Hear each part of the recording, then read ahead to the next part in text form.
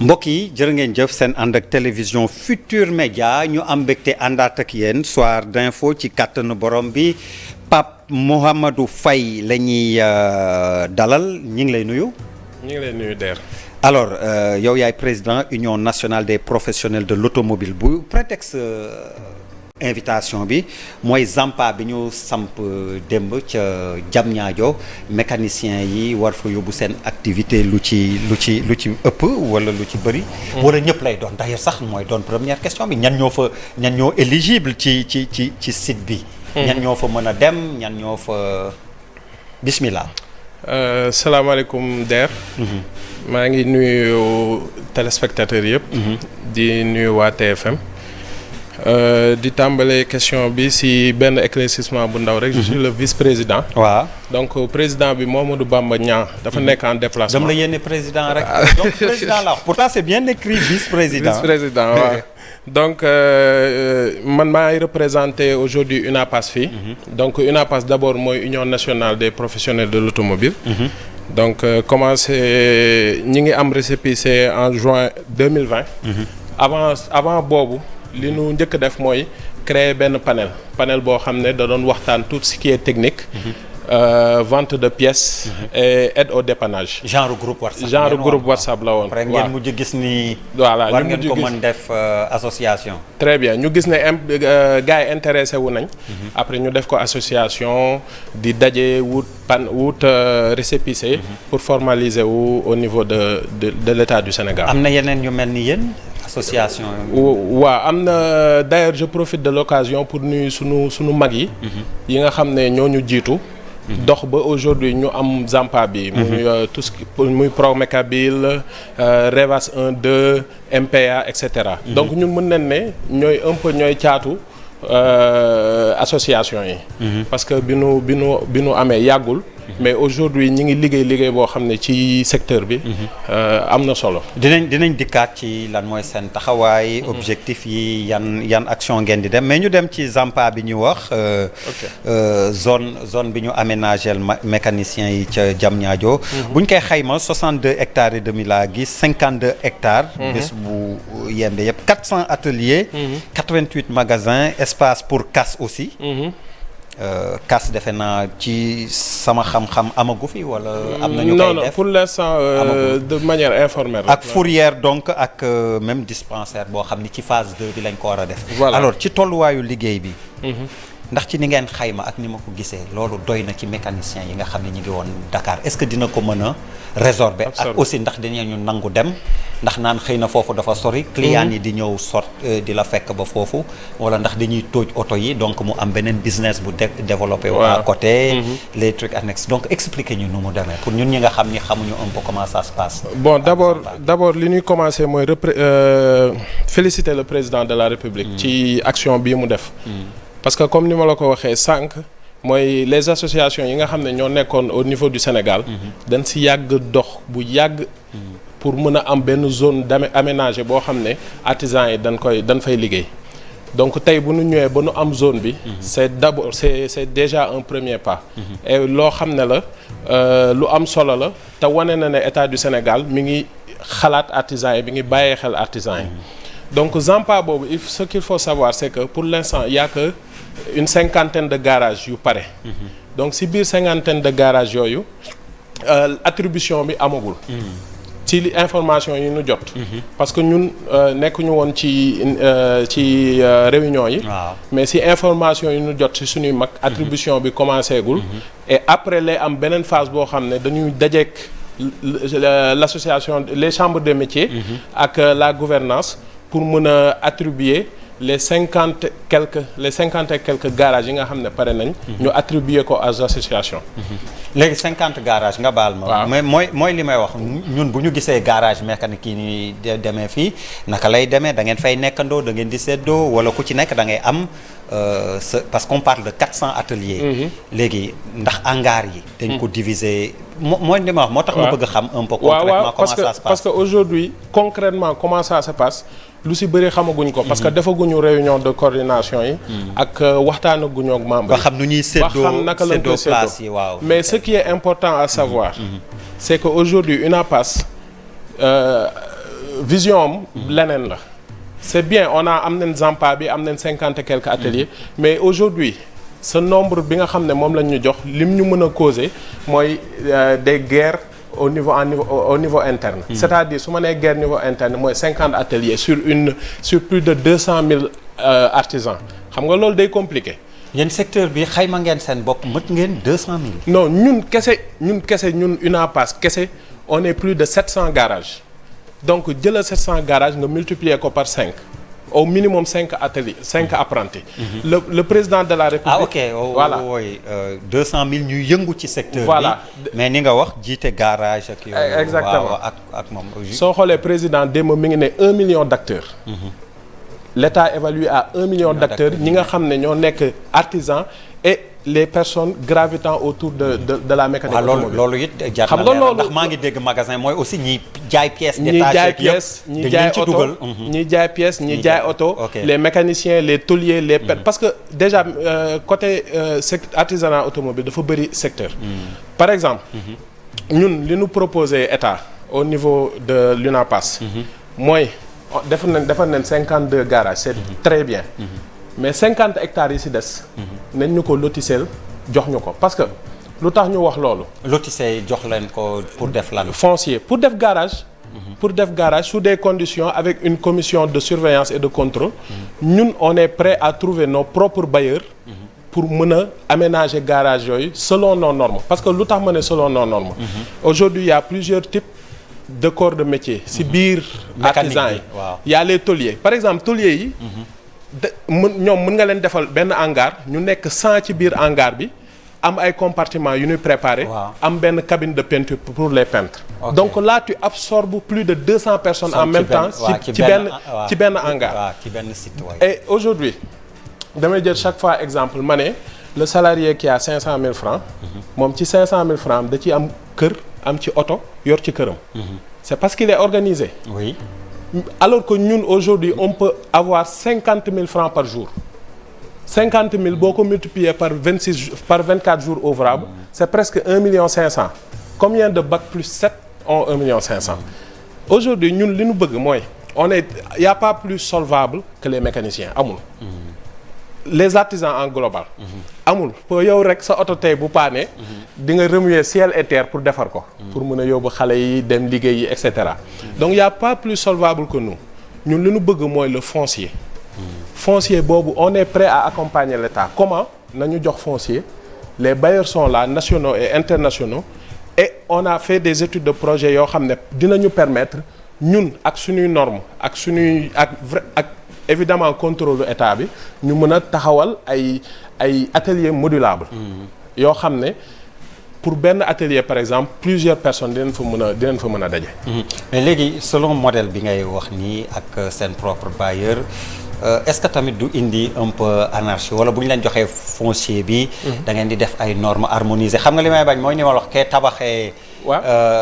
du am sax peinture briques yi du ñu rang bu baax que la ñëw def pàkkam fii lañ doon bañ fii nii biir Dakar ba def désengorgement bi délocalisation bi mais qu'on se retrouve aussi ci anarchie boobu foofu ku nekk def lu la neex comme seen ay pàkk la mooy comme li ma lay wax sànq mooy aujourd'hui ñun li ñu soxla ci état bi mooy accompagnement contrôle ak bàyyi ak suñ ne accompagnement aussi c'est association yëpp daje ñu liggéey sur ay normes am na ay dëkk yoo xam ne am nañ genre Zampa bi donc c'est quelque chose qui existe ba pare du lu bees donc ñun li ñu war a def mooy xool ce qui existe adapté ko ak suñuy réalité ba pare ñu accompagner ñu ngir ñu mën a mu am comité de gestion duñ ñu bàyyi noonu rek ñu dem non day am comité de gestion et même si ni nu xalaatee garage yi day am sécurité incendie parce que soo xoolee lu mel ne ancienne piste ak yooyu garage yi chaque fois day tàkk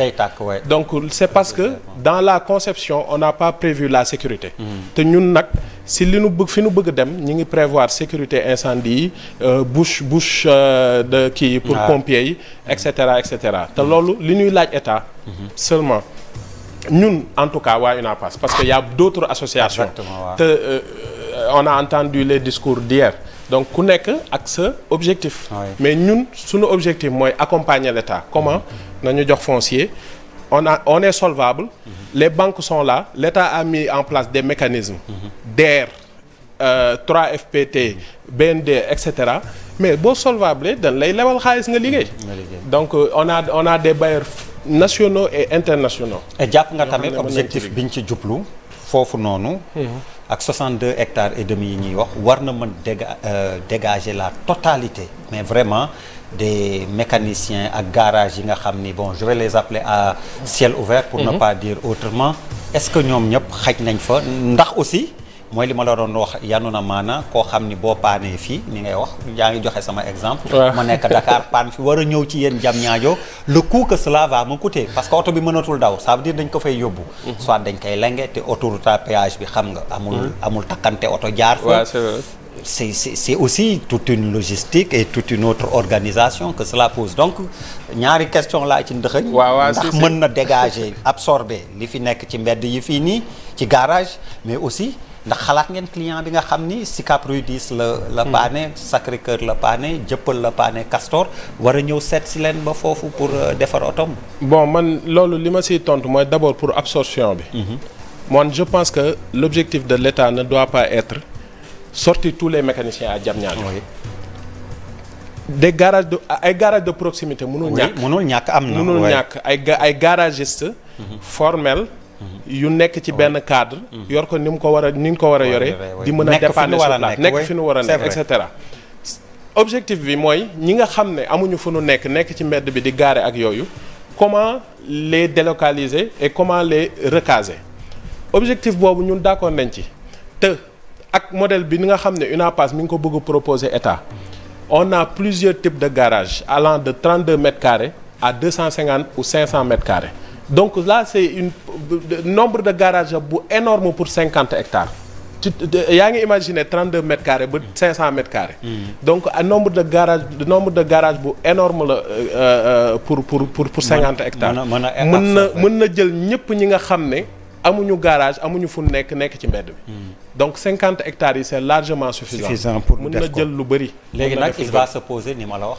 l'organisation la répartition organisation la gestion donc yooyu yëpp day nekk yeneen problème yoo xam ne xam naa ne état peut-être mi ngi ciy xalaat mais li ñu leen di laaj chaque fois mooy ñu impliquer ñu pas impliquer un ou deux associations mais je pense que aujourd'hui li war a am mooy les assises de l'artisanat boo xam ne dañuy ñëw toog sur plusieurs jours groupuscule bu nekk ñëw groupe yu mag yi ñëw ñu toog ku nekk wax ses besoins et ses attentes en fonction de cela dinañ xam 50 hectares yi comment l'organiser et impliquer aussi dans la gestion les artisans de l'automobile loolu leen war a def. di nga ma ni tow truck bi daf ma traumatisé noonu la ko ñoom Ousmane Seck mi bokk ci yéen di woowee aux États-Unis dama fa yegg si fu mu toll nekk ci oto bi naan ko tow truck bi fu mu toll tow truck bi mais tow truck bi maanaam mooy oto bi ñun fii lengee la ñuy wax quoi mais jël ko teg ko ci kaw fii daf may traumatiser parce que boo xamee boo paanee zone Diamniadio arrivé na fa war a ñëw Dakar ñu jëlee la ko fa indi la ko vous avez une idée de combien ça coûte donc si le chemin inverse aussi nga jóge fii lonk oto war ko yóbbu foofu ñu ajal la ko mais c'est 50 000 francs mais gis nga DER le sénégalais lambda mënuñu fay loolu gis nga DER pour yóbbu foofu suñuy oto di ko defar gis nga man li ma lay indil mooy l'homme s'adapte toujours à la situation wala si ça va se multiplier wala xam naa di nga ne la ma ko mës a fay daf maa mettee tax may insister nii wala ça va se multiplier à tel point que on va tomber à des tarifs peut-être de 10 000 francs au lieu de 50 000 parce que yow DER fi mu ne boo bëggee ndugg bu dee ndugg journalier mën nga wut sa bopp koñ ndugg waaw mais bu dee ndugg boo xam ne daf pour sa kër la mais fu marché nekk da nga koy wëri te c'est la même chose fépp foo xam ne les commerces yi dajaloo nen fa au contraire sax day gën a rentable pour client bi parce que day am 50 garages yu rangaloo di liggéey même chose. mais c'est looloo tax ma ne la oui si on multiplie léegi peut-être xanaa foofu la prix bi di chuter. embarras du choix bi day ëpp. tey da ngay gis benn mécanicien lay xam wala ñaar. mais aujourd'hui avec Zampa bi day mën a rangaloo 50 mécaniciens mu tànn en fonction des spécialités en fonction de la compétence et de l'efficacité. mais loolu tamit ni nga wax beneen liggéey lan parce que c'est pas encore arrivé sur place ngay commencer di bennal naan fan laay dem wala loolu nga am une configuration de ni fa nekk xëy na ngeen nekk sur les réseaux sociaux aussi également c'est un autre travail mais bu ñu fàtte ni dañuy wax tamit ñiy jaay et autres corps la du yéen rek mécanicien ñeneen ñooñu borom pièces yeeg ñoom tamit comment ça les magasins comment ça va se passer. waaw ñoom tamit si biir la ñuy bokk normalement ñun par exemple à l'UNAPAS am nañ ay mécaniciens am nañ ay jaaykatu pièces am nañ ay tôliers am nañ ay peintres am nañ ay électriciens et cetera donc ñoom ñëpp d'après discours président ak ni ñu ko waxee ak ni ñu expliquer Zampa bi ñoom ñëpp ak jaaykatu oto yi ils sont prévus là-bas donc prévoir nañ leen ku nekk place boo xam ne ci ngay mën a liggéeyee quoi. donc alors très rapidement on va dem ci waaw UNAPAS aussi ak taxawaay bi ngeen di am on dit mécanicien de type nouveau. xanaa nag formation ci la bokk. exactement comme ça ñuy bàyyi wax ni mécanicien bi dama ko jox sa oto mu yàqu ko alors que dañ la ko joxoon pour nga réparer ko mais ñu ne daf ko yàq ak yu demee noonu aspect formation bokk na si. bon ñun loolu mooy ñun aujourd'hui on a 3 objectifs. On a premier F on travaille sur 3 F. La formation, le financement et le foncier. Pour la formation on a li nu def mooy danoo génne ñaari pôle. parce que ki nga xam ne day daw dépense par jour mënul dem 2 semaines di def formation tëj garage am. donc ni nu def mooy à l'UNAPAS danoo def 2 pôles ñu def pôle renforcement de capacité. boo xam ne ñun ñoo koy defalante suñu biir. mi ngi mel ne garagiste bi nga xam ne moo am expérience.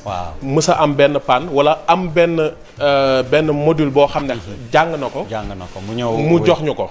donc loolu ñu ngi koy defee suñu siège 2 fois par mois. fan la. zone de captage. zone de captage ma la suñu siège nekk. donc boobu mooy premier pôle bi deuxième pôle bi. mooy les formations diplômantes loolu ñun mënaguñ ko joxe. même si. fi état daf ci am cër. voilà état daf ci am cër. mais ñun ñi ngi liggéey ci UNAPAS Academy. ñi ngi liggéey pour am sunu académie de formation certifiée par l'État pour nous permettre de faire des formations adaptées aux mécaniciens. Deuxième pôle de formation boobu mooy côté diplômante bi loolu ñu ngi ciy liggéey ak centre de formation sectoriel bu Diamniadio boo xam ne am nañ partenariat ak yeneen école de formation yu nekk fii yoo xam ne par le biais de la 3FPT ñu ngi fay yóbbu ay nit ñu defal ñu formation donc financement ak foncier moom defe naa wax nga ci ba pare mais ma bëggoon xam tamit seen taxawaay ci wàllu accident yi bëri na lool chaque jour nga dégg ci bakken yu ci te it qualité oto yi qualité réparation qualité entretien daf ciy jouer lu bëri. loolu tamit lan moo ci seen taxawaay. oui ñun aujourd'hui bi nu defee conseil interministériel bi. ba génn ba joxe mesures yi nu génne. ñun dañ ci am jàngat bu bëri ci quelques points côté technique. soo xoolee aujourd'hui ñu ngi naan parc automobile sénégalais c'est un parc rajeunissant parce que wàññi nañ nombre d'âge bi. auto venant yaa ngi ñëw et cetera c'est un parc rajeunissant mais c'est un parc rajeunissant malade pourquoi parce que aujourd'hui auto yu bëri yuy dugg Sénégal ay auto salvage la wala ay auto VGA lu ñuy woowee voiture gravement accidentée donc soo xoolee ay auto la yoo xam ne dañ koy dugal Sénégal retaper ko dugal ko sans contrôle su ma nee sans contrôle mooy aujourd'hui réparation bi ndax baax na est-ce que géométrie oto bi baax na est-ce que adhérence bi baax na et cetera te loolu yëpp UNAPAS pare na pour accompagner état. boobu mooy benn mooy état véhicule. parce que ñoom li ñu génne mooy 3 principaux causes mooy le matériel état véhicule yi l'environnement mooy tali yi et cetera ak l'humain mooy nit ñi daal le facteur humain donc ñoom loolu leen génne mais bu si nekk. UNAPAS am na ci lu mu ci mën a apporter. par exemple pour oto yi tout ce qui est excès de vitesse ak yooyu. y a des solutions technologiques yi nga xam ne ñi ngi koy utiliser pour les sociétés privées. mais société yow est-ce que dégg nga société privée transporteur de pétrole ak yooyu bu am accident. doo ko mës a dégg. oui c'est vrai que c'est parce que humain bi dafa am contrôle bu ñu teg ci ndoddam.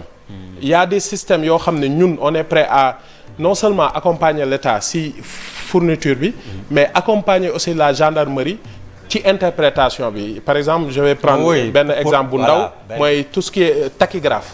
Tachygraphe par exemple moom day étudier le comportement du chauffeur bi mu yéegee ci oto bi ba muy wàcc. tout ce qui est excès de vitesse tachygraphe la. waaw ma ni mais naka dans la. par la exemple pratique, oui. dans la pratique da nga koy monter. conducteur bi saa yu defee excès de day am ay courbe de vitesse yoo xam ne saa yu defee excès. day feeñ ci benn papier boo xam ne da koy tracé. bon tachygraphe un peu comme pour. exactement l'électrocardiogramme. fi mu ne société privée yu bëri moom la ñuy utiliser. pour sanctionner pour sanctionner. wala pour delloo si seen conducteur à la raison. parce que képp koo xam ne xam nga ne am na ku lay suivre. de A à Z doo def erreur. mais y a également radar yi. mais radar c'est ponctuel. oui mais quand même ñu multiplier pas plus tard que dimanche la su ma juumul si autoroute à péage bi da ngay gis gendarme yi. exactement yor ko ñi ngeek yu mobile ak yëpp. mais je pense que ñu multiplier woon ko tamit. dina ci baax. nga xam ni bon c'est vrai que tamit fii léeg-léeg dañuy adresse dañu naan comme Mohamed mi ngi dëkk zone de captage. waaye boo ko demee di ko wëri foofu pour jox ko amende bi moom boo moytul di nga fa. di nga fa yenn fanaan c'est vrai ñun daal li ñu bëgg a wax mooy xam naa émission bi gàtt na. bëri na ay solution yoo xam ne parce que ñun suñu association nouvelle génération la. 109 la beneen approche lañ am ci mécanique beneen approche lañ am ci secteur te xaaruñu état rek dañu bëgg au contraire accompagner état ci liggéey bi muy def ñi ngi ci formation ñi ngi ci autofinancement ñun dañuy même autofinancer suñu bopp ci ay programme yoo xam ne peut-être du nekk ay programme d'envergure mais dina permettre peut-être ay mécaniciens yi ñu am ay machine diagnostique am ay caisse à outils et cetera. Donc je pense que état fi mu ne loolu la soxla et même si social à partir de janvier 2024 incha allah dinañ lancer 2 programmes. mooy 0 ambulance en panne dañuy def social au niveau des districts de santé et des sapeurs pompiers. pour di leen dimbali ci dépannage wu ambulance yi. en plus de cela en plus de programme 0 ambulance en panne boobu dañuy recenser mécaniciens yi nga xam ne ñi ngi ci prison yi pour avec administration pénitentiaire bi préparer leur réinsertion au niveau de la société. D'abord ñu jugé wul ñu wutal leen ay avocats pour ñu juger leen. ñi nga xam ne jugé nañ leen ba ñi ngi waaj a terminer seen peine. ñu mën leen prévoir benn programme de réinsertion au niveau de la société. Et pourquoi pas def des programmes dans les prisons pour ñi nga xam ni. ils n'étaient pas mécaniciens mais mu intéressé leen ñu dugg si waaw. donc loolu c'est une bonne idée donc yi ma lay wax nii yëpp yoo xam ne la soit on a envoyé les correspondances et on attend les retours soit on a eu les retours et ñi ngi travailler ci naka la nga koy mettre en place du lenn loo xam ne ay idée la yu nu sànni nii. beneen ponk jamono accident bi d'ailleurs bi ñuy waaj émission bi sa mbokk bu nekk ba États-Unis moo ma yónnee. waaw neen dafa déggoon ñuy waxu plombé oto yi mu ne jaru ko mooy li nga doon wax y a des moyens yoo xam ni comme ni ngay wax mën nañ ko def ba nga xam ni c'est sur les sanctions comme tu disais la ñu war a vraiment jouer oto bi warul daw nangam y a des moyens de savoir que diw def na excès de vitesse mais pour mu bañ a rëcc mais problème bi mooy li ma la wax fii tamit bu dee dañ la flashé ki yëpp après fu ñu lay fekk jox la c'est contravention. man je pense que bi ma koy wax comme dañu xawoon a yàkkamti di waaye tàmbali émission bi looloo tax ma ne ko man problème bi ma ci am ak yooyu mooy bu dul dañ la flashé ci saa si comme gendarme yi taxawal la ba moytul boo rombee ñu ci bëri ni man la ñu man adresse fixe moom mooy loolu dañuy toltolaan bu teyee ñi ngi fii bu ëllëgee ñi ngi xam nga état ci loolu la jëm soo xoolee lu tax mu numériser tout ce qui est plaque immatriculation ak yooyu c'est pour mu mën a am adresse u nit ñeeg yooyu exact ouais. donc pour plombage boobu naka même conseil interministériel bi dafa génne ay mesures yoo xam ne de mon point de vue consulté wuñu suñu consulté woon duñ ko def soo ma mayee ma wax ci 2 points vite fait bien sûr premier point bi mooy tax a jóg waaw donc premier point bi mooy plombage boobu waaw mais même bu nee plombage gendarme bi naka lay vérifier plombage amul benn moyen de contrôle quand on fait une mesure il faut des moyens de contrôle yoo xam ne ñoo koy accompagner donc plombage c'est bien c'est bon mais gendarme bi en ku dul technicien naka lay vérifier ndax camion bi plombé nañ ko ou pas donc loolu foofu leen xanaa jox la une certification que plombé nañ ko bu dee jaaroo ci ginnaaw aussi dindiwaat ko ba ngay demaat contrôle waaw loolu mën na nekk donc xam nga damay ñëw gis la rek ku mel ni man plombel nañ ma waa mais après ma seeti Mouhamadou Faye ne ko waaw comme maay sa buur kaay dindil ma affaire bi waaw loolu mën na nekk mais beneen affaire bi mooy par exemple interdiction pneu yi importation pneu yi pour yow c'est pas une bonne idée c'est pas une bonne idée d'abord lan la ñuy def pneu yi fi nekk au Sénégal ba pare naka lañ leen di def naka lañ leen di éliminer naka lañ leen di éliminer de l'environnement sans faire atteinte à l'environnement parce que pneu moom du lu xam ne dafa gaaw a kii de mais aujourd'hui ndegam mbuus moom mais aujourd'hui mooy jël ñetti téeméeri at pour sey voilà ñun par exemple si suñu voyage yi ñu def ak yëpp gis nañ ay techniques de reconditionnement des pneus du pneu yëpp lañ mën a reconditionner mais am na ay techniques de reconditionnement yoo xam ne mën nañ ko adapté au niveau du Sénégal dañ koy toggaat mu nekk pneu wala te noonu lañ koy recondition waaw parce que pneu dafa am partie boo xam ne moom mooy jouer rôle adhérence mooy jouer rôle bokkul ak bande roulante bi quoi waaw bande roulante boobu on peut le reconditionner en fonction de l'état du pneu du pneu waaw ci ban état donc loolu benn la parce que pneu bu bees dafa cher de pneu bu bees du n'importe quel Sénégalais lambda bu yor oto moo mën a jënd ay pneu yu bees donc loolu au contraire ça augmente le risque exactement le risque d'accident